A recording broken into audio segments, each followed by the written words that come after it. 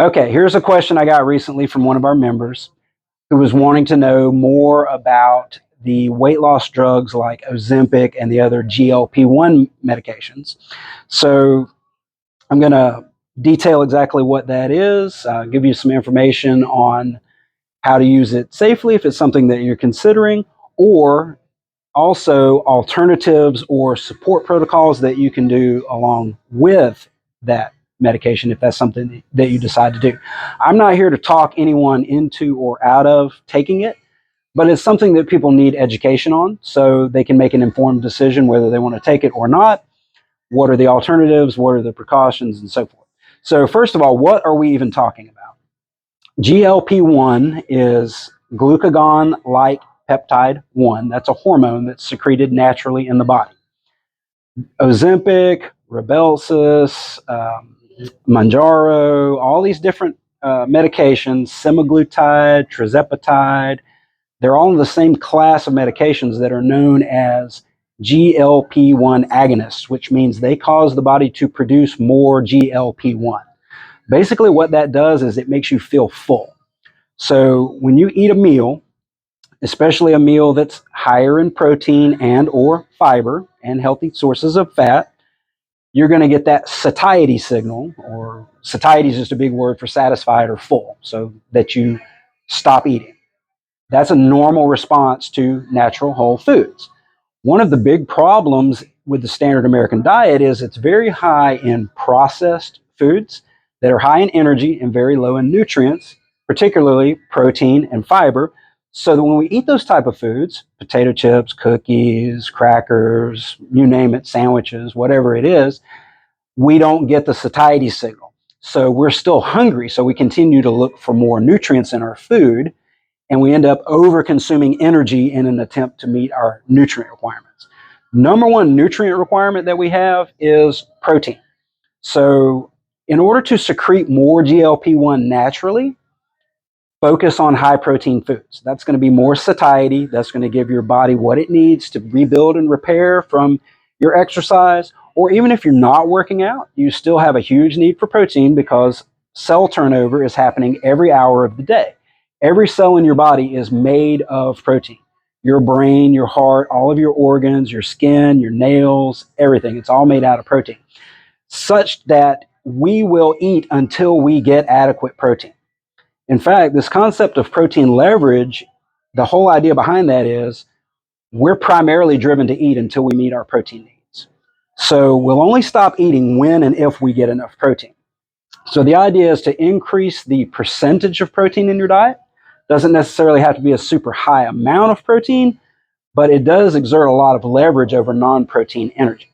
So when it comes to counting calories and counting macros and all this sort of thing, really the only sources of dietary energy that we're worried about, that is things that we have to limit so that we don't eat too much of it and end up storing it as body fat, would be protein and fat.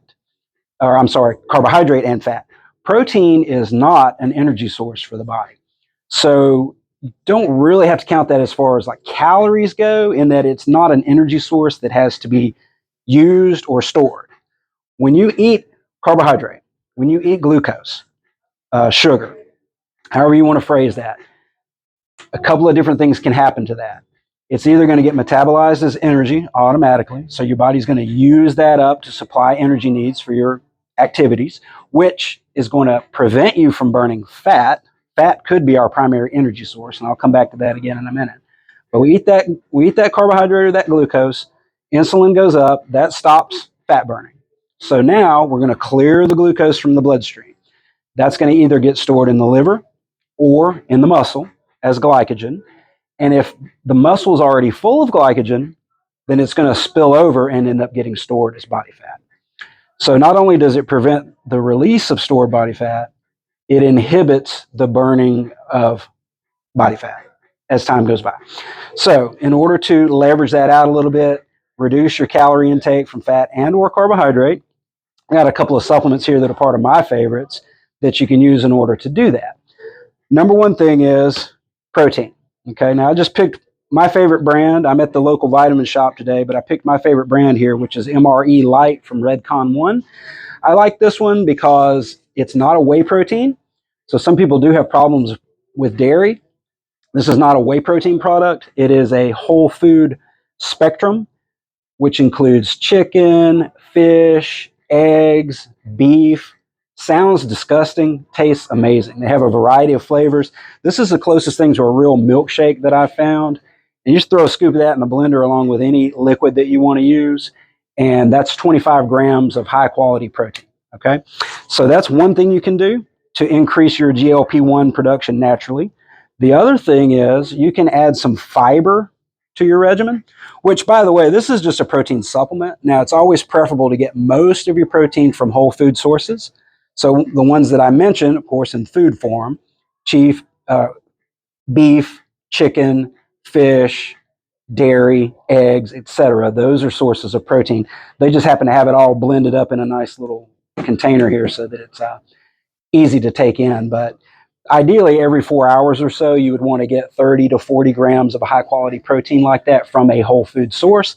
This is a supplement that you can add to hit that number without going over on your carbs and fat. So just to make it a little more efficient, easier for you to get that much protein in a daily basis. The next thing you can do is add some fiber.